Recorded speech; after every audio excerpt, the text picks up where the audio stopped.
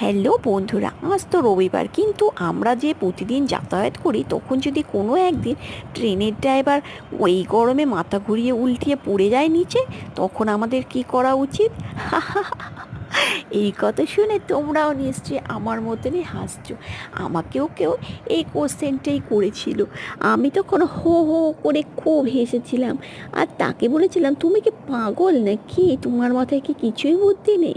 ট্রেনটা কি একটা অটো টোটো যে ট্রেনে কোনো জানলা নেই, দরজা নেই? ট্রেনে তো দরজা আছে, যে দরজাটা আটকানো থাকে, আর ট্রেনের ড্রাইভার পড়েই বা যাবে কেন? আমি তখন কি করব সেটা আমাকে জিজ্ঞেস করায় আমি তাকে বলেছিলাম, ট্রেনের ড্রাইভার যদি না নিচে পড়ে যায়, প্রথম কথা এই কথা আমি জীবনে কখনো শুনিনি যে গরমে ট্রেনের ড্রাইভার মাথা ঘুরিয়ে নিচে পড়ে যাবে। সেটাই যদি হয়ে থাকে তাহলে আমি তো জিজ্ঞেস করব, আমি কেন, সবাই প্যাসেঞ্জার জিজ্ঞেস করবো ট্রেনটিকে আগে যাবে কি না। যদি ট্রেনটি না যায় তখন আমি অন্য ট্রেনে করে চলে যাব যেখানে আমার যাওয়ার, অর্থাৎ শিয়ালদাতে আমি অন্য ট্রেনে করে চলে যাব। আর ট্রেনে কখনো একটা ড্রাইভার থাকে না, দুটো তিনটে ড্রাইভার থাকে। একটা ড্রাইভার যদি কখনো অসুস্থ হয়ে যায় তাহলে অন্য কোনো ড্রাইভার আমাদের নিয়ে যাবে শিয়ালদাতে। তুমি কি কখনোই যাতায়াত করোনি কোথাও, নাকি একেবারেই বোকা?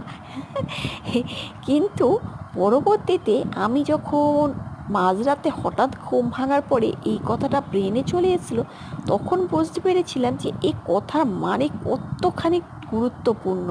এটি কিন্তু আমাদের অনেকের জীবনেই ঘটে থাকে। আমরা এর মানে ওজন বা বুঝতে পারি বলো তো? আমাকে কোনো একটি মানুষ 3টে কোশ্চেন করেছিল। তুমি কোথায় ঘুরতে যেতে ভালোবাসো? তুমি কতদূর পড়াশোনা করেছো? আর তুমি যখন ডিউটি যাও তখন যদি ট্রেনের ড্রাইভার কখনো গরমে মাথা ঘুরিয়ে পড়ে যায় তখন কি করবে তুমি? এই 3টে কোশ্চেন আমার জীবন পুরোপুরি